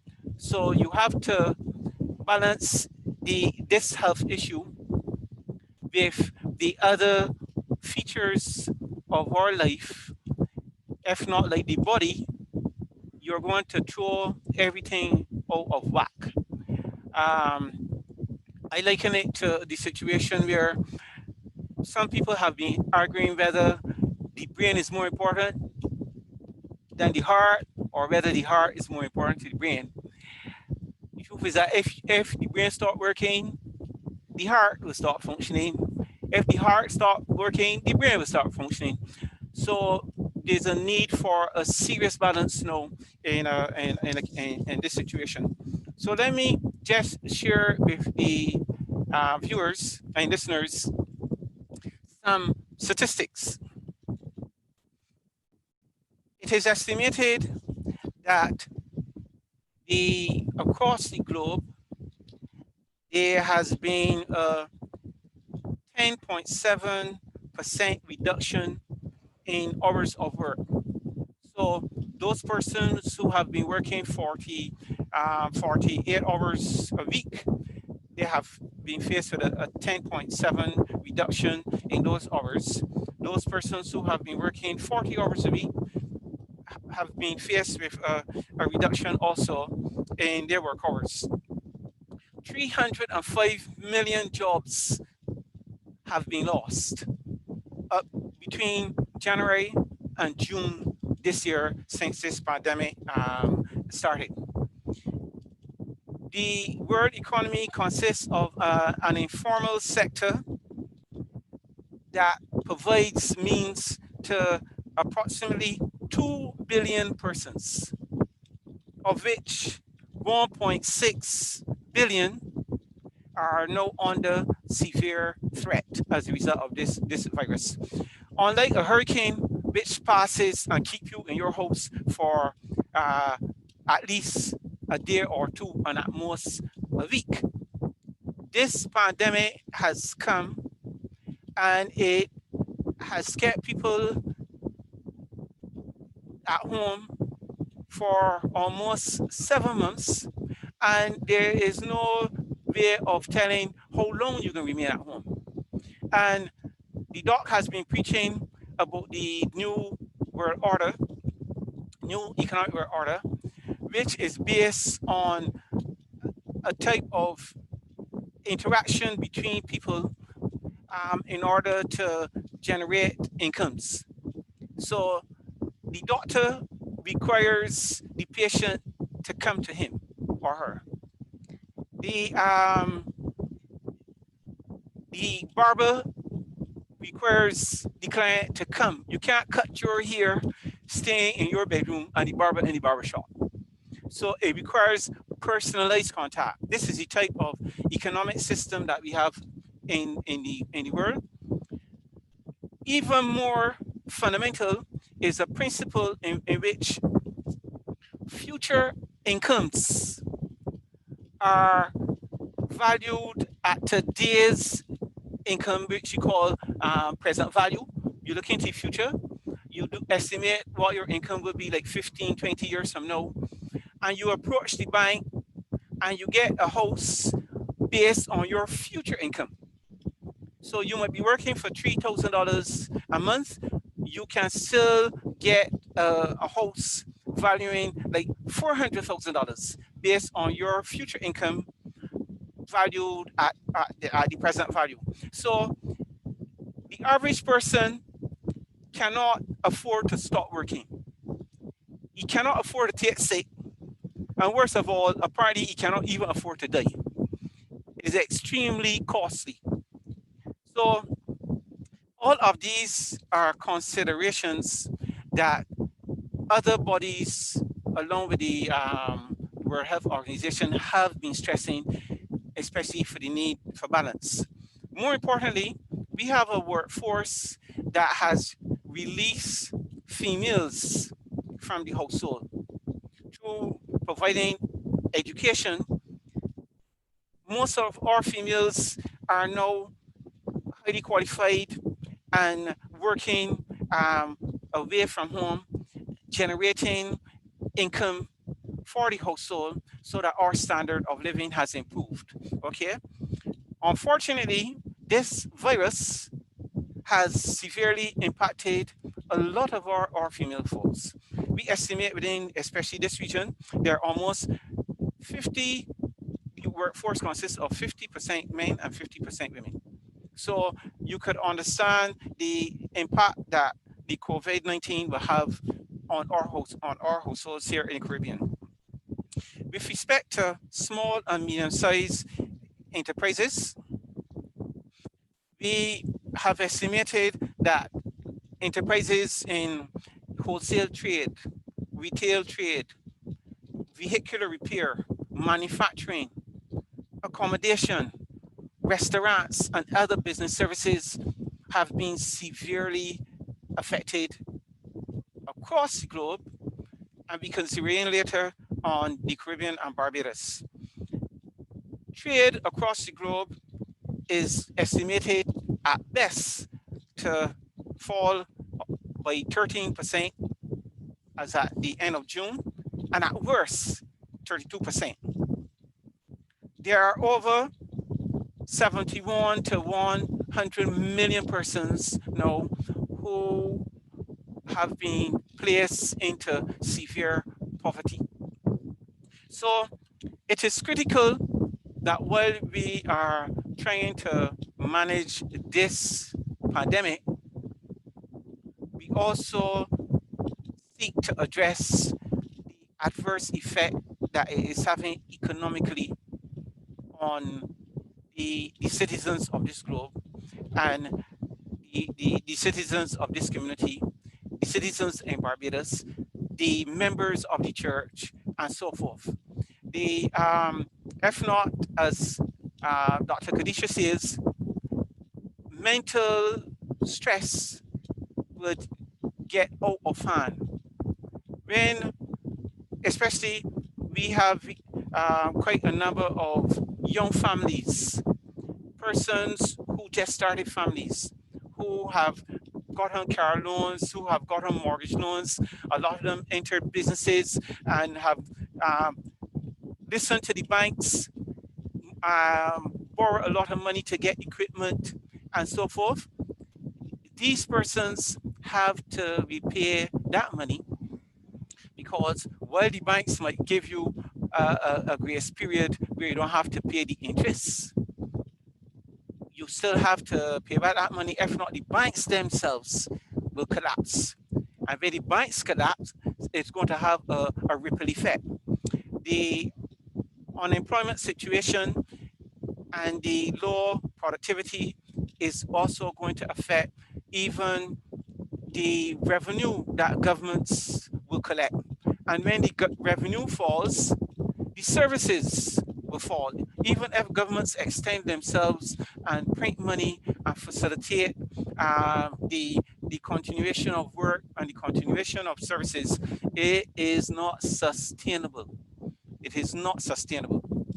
So you might find that if we do not get a balance between the health concerns and the economic concerns, we will not be able to pay the health those who provide health care. We will not be able to pay those who provide security, those who provide teaching services, and a host of things. So that is why it is critically important that we strike a balance between the requirements to deal with this pandemic and the requirements to get our economies up and running as soon as possible. I think Dr. Carmita mentioned about the fear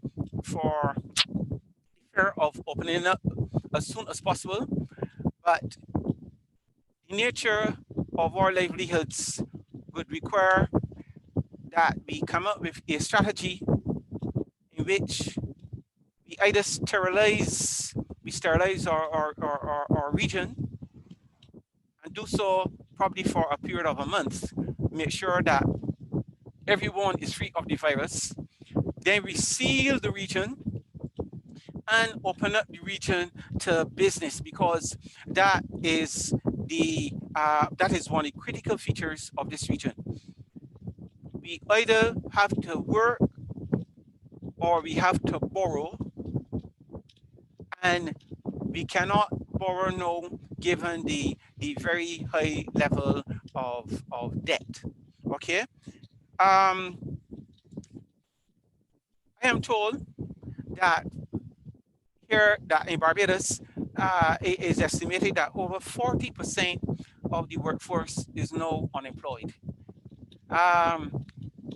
Participants, colleagues, listeners, this is a serious thing. 40% is, you can understand, Barbados has about, I think, 105,000 persons. So we are looking at almost between 42 and 46,000 persons being out of job. You can see the economic impact of the virus, where even the regional airline, which maintains connectivity, or which has maintained connectivity across the region where you have, especially in the small island territories and our Caribbean community, 16 countries scattered across 250,000 square miles of sea. You can't move from place to place unless you do so by boat or by plane, or you acquire dreams that you could swim every time you want to move from place to place, but you will not be effective, because when you get there, you don't have any energy to do what you want to do. So the regional connectivity is important, and we see that the COVID-19 virus has resulted in the liquidation of, or I think the proposed liquidation of LIAT and its consequences. You can see, you're also told that other governments across the world, government across this region, has been taking steps now to address the issue of expenditure versus revenue. So there are a host of measures which they have been trying to where they are trying to still maintain the level of the workforce to minimize the impact of the COVID-19. Structurally, I just want to flag a particular text which I found extremely strange. The words of Jesus in Luke 18:8, where out of the blue, Christ was speaking on a particular matter, and then he asked this question. Luke 18:8, when the Son of Man cometh, shall he find faith on the earth? It would appear, as the doc was just saying, there is so much stress to come that the hearts of men will fail them for fear. I speaking now as a believer, and I speaking to those of you who have joined us as believers. Given this text, our response have to be, yes, Lord, when you return, you will find me having that faith in you. Because it would appear as though the times are going to be so troubling, a lot of people are just going to give up. Men's hearts will fill them of fear. And as the doctor was also saying, that we have been having these signs, 911, the Spanish flu, and all these things. Warnings which flag that we are human, and the humanness of man should always be kept in mind, because it would appear that because of technology, a lot of us got too big for our boots. There were some people who felt that because of technology, nothing bad could have happened to them. And we see like tsunamis and earthquakes have really brought home the reality that we are simply human, and we require the Creator's care, His love, which does not change, His protection, His loving kindness, all those things to really see us through on a day-to-day basis. So yes, the economic side of this pandemic is also important. We got to bear that in mind. If not, things will get worse. Thank you.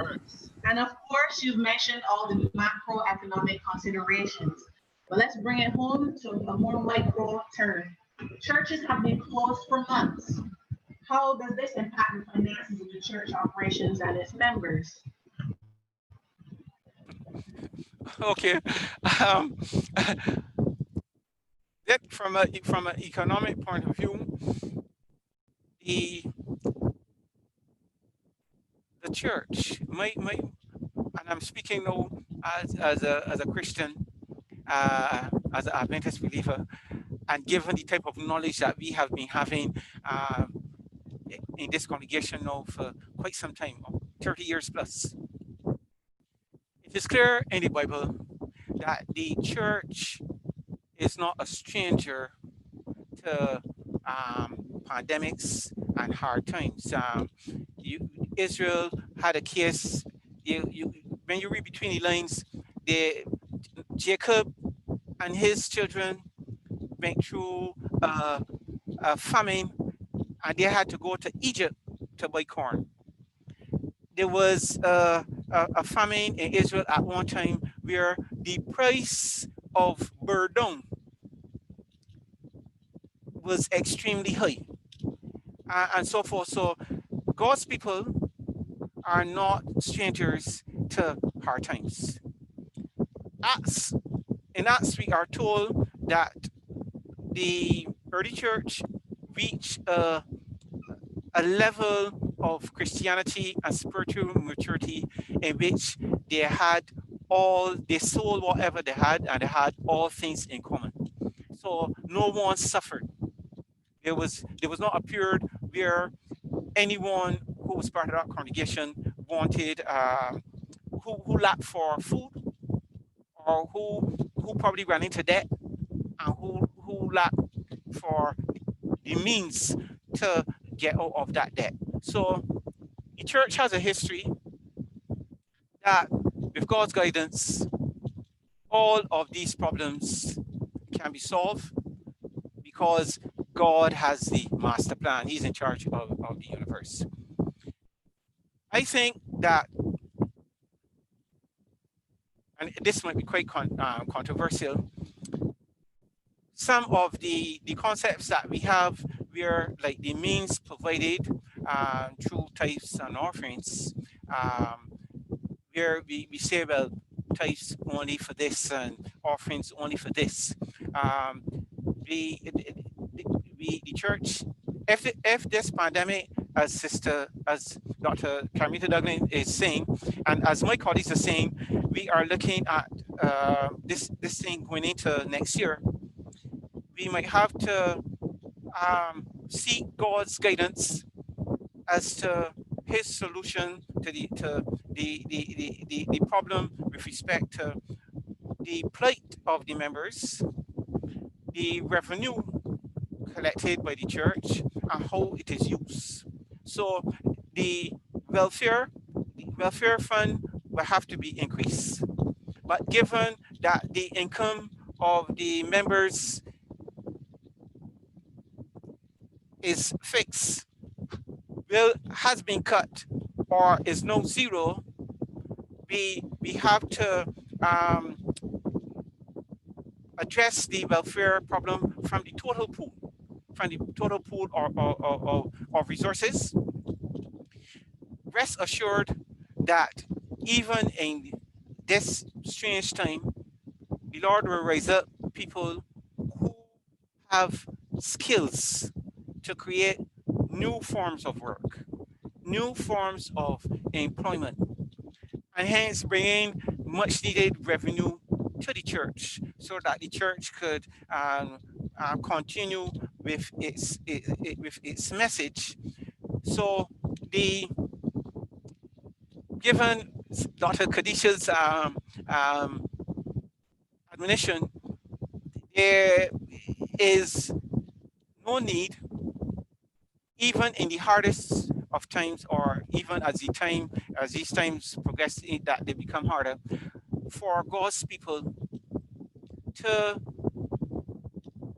experience an increased incidence of mental stress as a result of the side effect of this pandemic.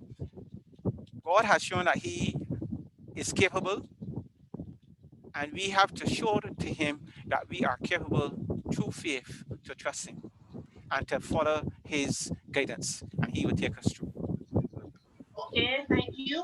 We do have one question related to the economy, and given the socio-economic implications of the virus, you mentioned some earlier, but we'll go on to say, what is the role of the church in these times? The role of the church is to prove God's words to be true. So whereas that lady only had, I think, a spoonful of meal and a few drops of oil to make some bakes before she and her son died, you have to translate that now to the church. The little means that the church have would be used, and they would be able to satisfy the members of the church in these times of need, because the means and the effectiveness of the small means that the church has would multiply and would be the necessary help, a very present help in these times of trouble.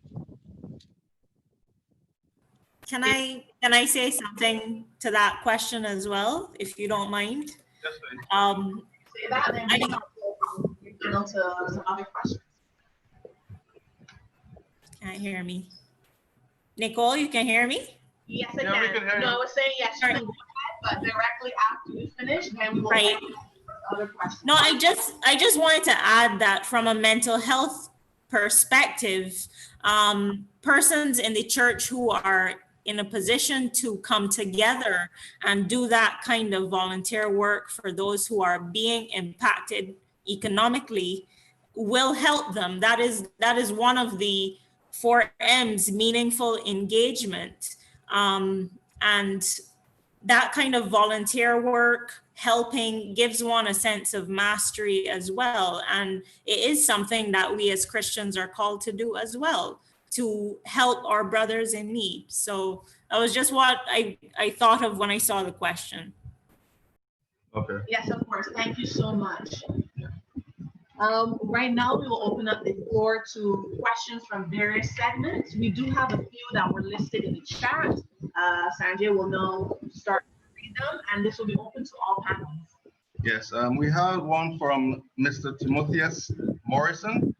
He asks, is COVID seasonal like the flu? He's trying to get some clarification on that. Is COVID seasonal like the flu?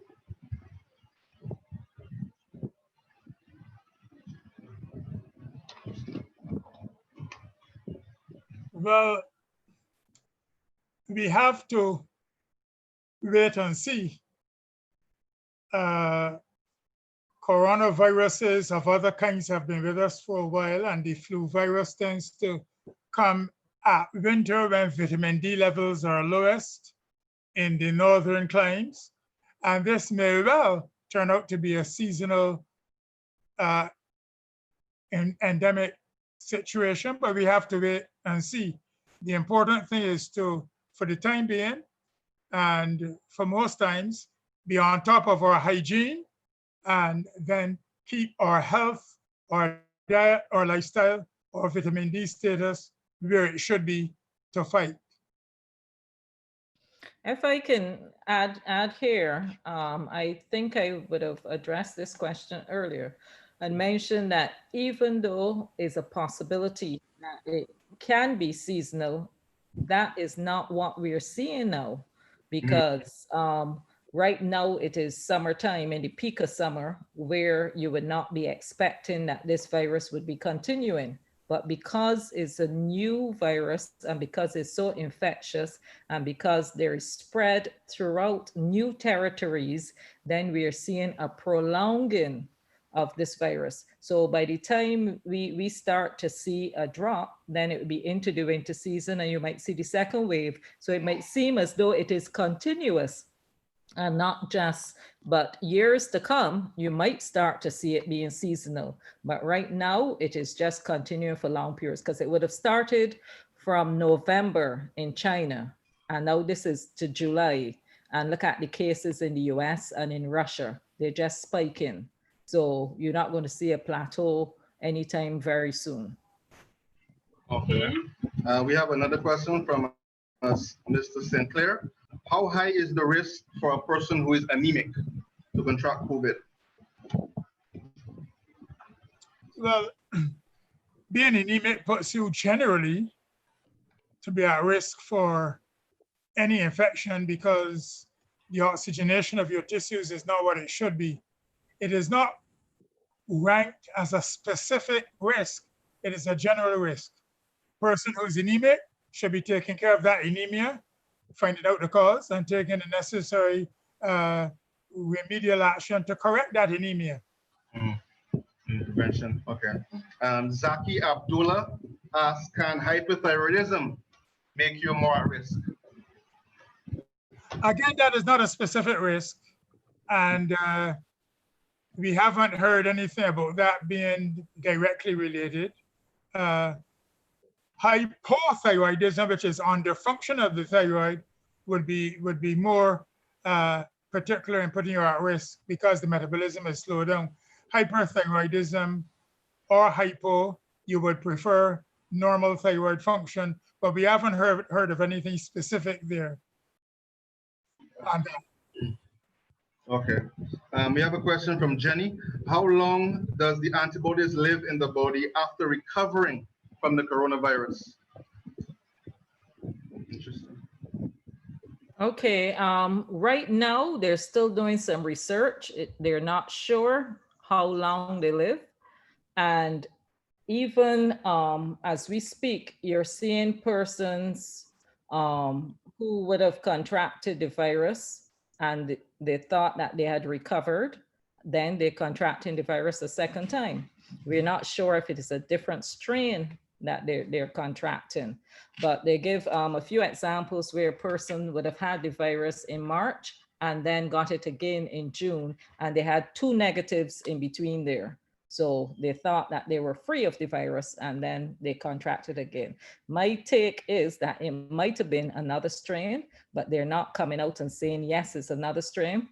What they're saying is that even if your body has developed antibodies, they're not sure if the antibodies are protective, one, or two, how long the antibodies are lasting. So in other words, we really can't answer that question just yet without more research.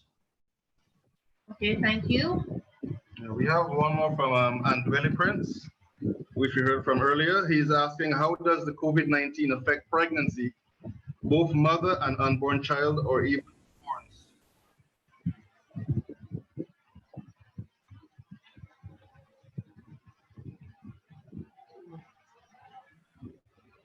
Have you heard the How question? does it affect pregnancy?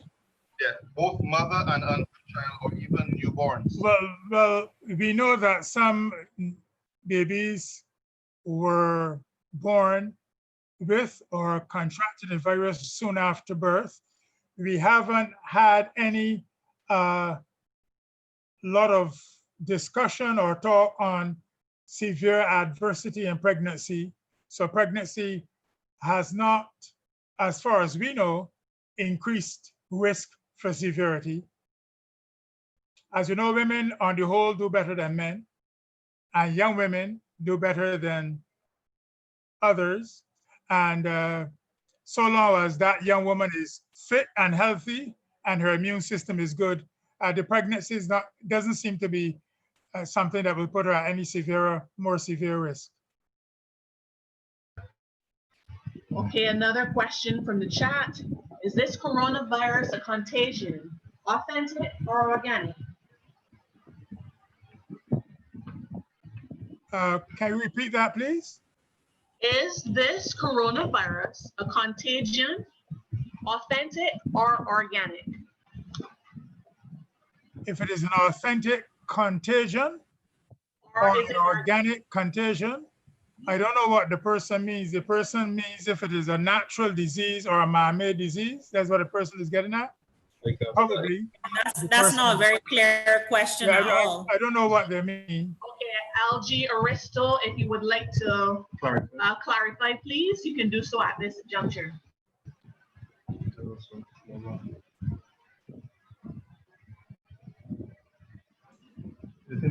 I'm seeing moderators some questions above, if you can touch on those. Okay, Leonard Phillip asks, the New Testament economic model seems quite relevant in a time of crisis like this. The New Testament church pooled its resources and distributed to each according to their needs. Is this not a model that the church can run with at this time? You might have touched on that earlier, but you can comment some more, please. Yes, I think this is a model that we ought to be using. This model is a reflection of practical Christianity. This is a model which shows that we are who we say we are, children of the Almighty God, who have a deep love for our fellow men, genuine love. And if our Father has changed his love and we are his children, we ought to be practicing these characteristics and having these traits also. So pooling the resources, sharing the resources in a selfless manner, I think is something that we should put some focus on. and my interaction with the folks every Sabbath when I am in Barbados, we're sharing, we share naturally. We share without even thinking twice. So I don't think it is something that will be problematic or something that cannot be done even at this time, and something that we should not strive for, given the fact that it is estimated that this crisis, this pandemic, will be here even if we solve the problem by December. The lag effects on the economy and this so forth, taking it into next year, will require a level of Christian maturity and spirituality, which is required, and it is not impossible for us to reflect.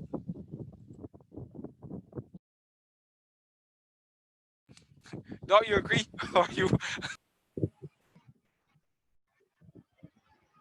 Okay. Yes, thank you, Brother.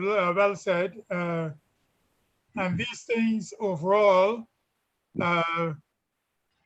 test our resilience and our faith to trust God, submit to Him, obey Him, show love to Him and love to others and helping others. And as you said, the people of God down through history have not been foreigners to severe adversity, slavery in Egypt, then various plagues, the period of persecution in the early church. And of course, we know up ahead is a final crisis for the people of God, quite apart from these calamities. So these things should give us training in trusting and submitting, examining ourselves and being prepared to endure weariness, hunger, and delay up ahead.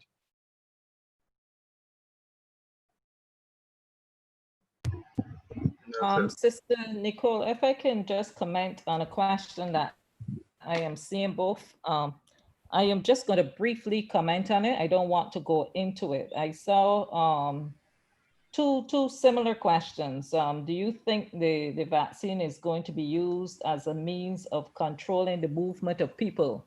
And then on YouTube, we're seeing, is this a kind of conspiracy to control the populations and depopulate? I'm just saying that a lot of persons believe in conspiracy theories, and therefore we are not going into conspiracy theories as to what the whole coronavirus is trying to do, depopulate or the vaccine or whatever. So we don't want to go there. We're speaking about hard scientific facts. So I just want to come out and give that disclaimer because I see a conversation ongoing on YouTube, and that question did come up. So I just want to clarify that up front.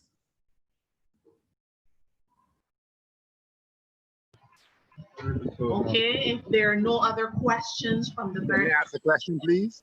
Yes, go right ahead, sir. Galaxy. This is Brother Steve here.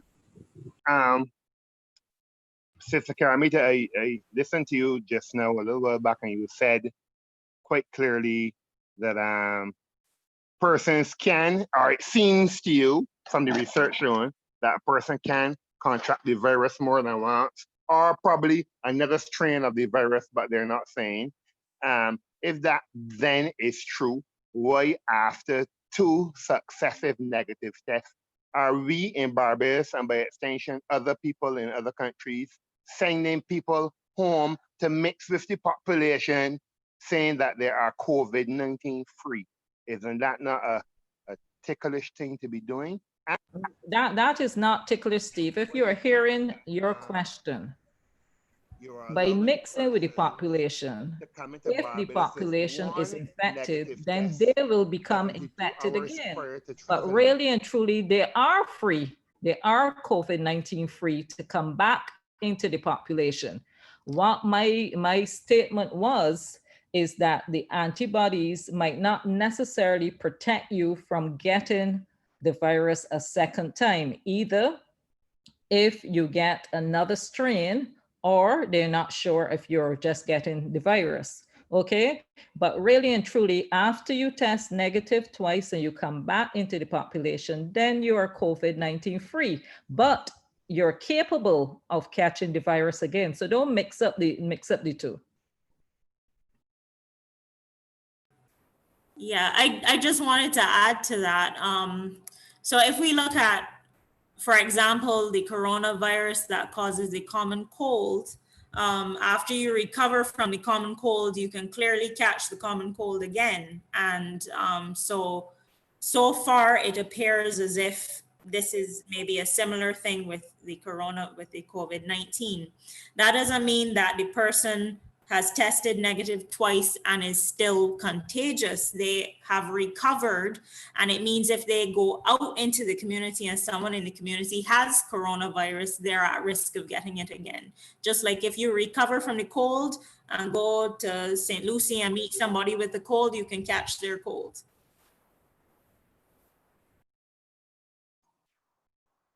I think there's a Janet Sampson that has her hand up. Hello, yes, I have a question. Can you hear me? Yes, please. Okay, I have two quick questions, but first I would like to say I'm so proud of my cousins, Carmita, Kadisha, and Elliot for giving us this valuable information and helping us and people all over the world. Y'all are awesome. Thank you. And then my questions are, I noticed everyone's wearing the mask and that has been enforced and I see everyone wearing them, but we were told to wear gloves a few months back and I'm not seeing anyone wearing gloves. So I'm wearing my mask and my gloves regularly when I get on the train, whenever I leave the house. So is that a necessity? Should I be wearing my gloves because it's hot, it's the summertime and I'm sweating, so am I doing too much? Also, I do not drive. So when I leave the house, I get on the train. So I'm always about, holding on to things and touching. So I just continue wearing my gloves, even though I don't see hardly anyone wearing gloves, they're just wearing masks. So I still wear mines anyway. Should I be wearing them or not? And my other question is, I have been hearing that sea moss is a really good natural resource to keep your immune system strong and to keep the coronavirus from entering your system. Is sea moss a good, I bought some, so to put in my smoothies, is it a good resource that I should be taking regularly and will it help me to stay healthy?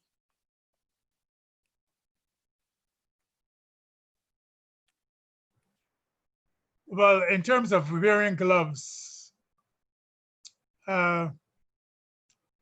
some authorities think that wearing gloves may give you a false sense of security, and you're touching everything and think you have the gloves on, and you may be touching the wrong thing with the glove, including your face or other things. Whereas strict hand hygiene with frequent washing and sanitizing, depending on what area of work you're in, that is going to be more important. If you're wearing gloves, you have to be careful to practice the same hand hygiene, that is hand sanitized with the gloves on, rather than thinking, yeah, my gloves are on, so I'm okay. You have to sanitize them as well, because you'll be touching other things and may complacently go and touch some part of your body and then touch your face. Okay. And in terms of the sea moss, well, I just stress a healthy, natural, whole, plant-based diet, an abundance of your vegetables, fruits, whole grains.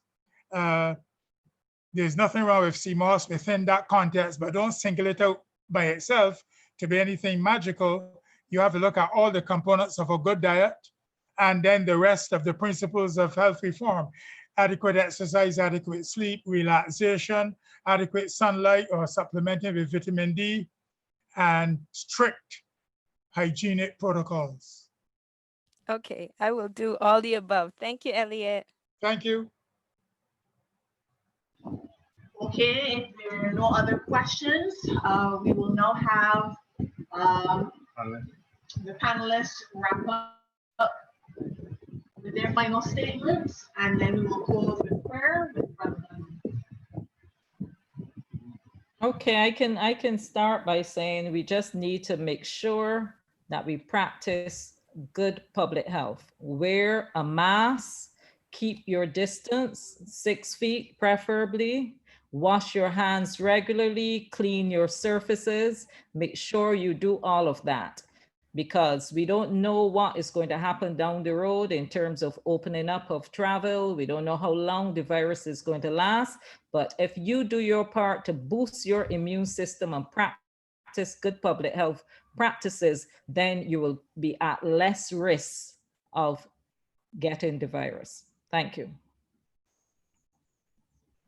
Thank you. Thank you very much. Dr. Kadisha, any last words? Yes, take care of your mental health. We know this is a stressful time, but this is especially when you need to be mindful. And so I'll remind you of the 4 M's, and I'll throw in a T at the end.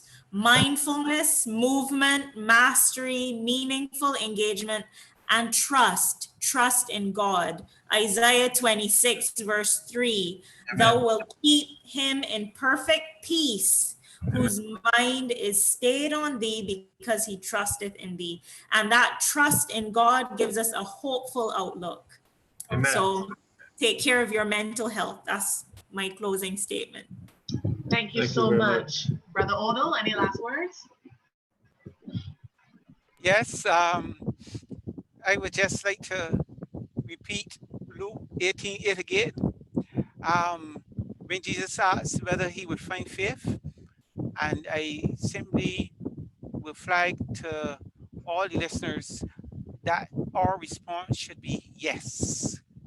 And we say yes based on a faith that is grounded in the knowledge that it is true. And they love each other as we love ourselves, and that is good economics. Sharing and caring for each other. Thanks. Thank you, Brother Dudlin. Any last words before you pray, sir? Well, yes, thank you. And the last words of the others are very appropriate. We see the importance of our health message, the importance of primary prevention, nutrition, exercise, water, sunshine, trust in God, rest, moderation, temperance, all of these things, and eating healthy and following the principles of temperance, health reform, and primary prevention, and remaining on the cutting edge of the advances in healthy living. Very important for us, while we trust God, thank Him for the health message, and walk in its light, keeping our bodies in the best shape to fight off any virus. This is just the COVID-19. We don't know what is up ahead. We didn't think of this at all. Let's say November, December last year, we never dreamt of this calamity. So we don't know what is up ahead. So it is important to abide in Christ and walk in the light of advancing health reform and walk in the light of His truth, trusting in the merits of His Son and maintaining physical and mental and spiritual health. Indeed. Okay, thank you, sir. Would you do us the honors in praying to close, sir? Well, I want to thank the panel. I want to thank all who joined us and all who shared and asked questions as we all seek to remain on top of this situation in terms of both prevention and having healthy minds and bodies to fight if it does come a knocking. God bless you all and thank you all. Let us pray. Heavenly Father, we thank you for our panel discussion as we looked at life in and after COVID-19, looking at the various aspects. We see the importance of trusting you, depending on your word, and walking in your light of truth, spiritually, mentally, and physically. We thank you for the message of health reform, the importance of a simple, whole, natural, plant-based diet, keeping our immune system strong, avoiding the underlying conditions of metabolic dysregulation, obesity, and so on. Grant that we will walk in that light, continue to protect us. Bless us all who have joined us. We ask for your blessing and protection on them as we continue to trust you. In Jesus' name we pray with thanksgiving. Amen. Amen.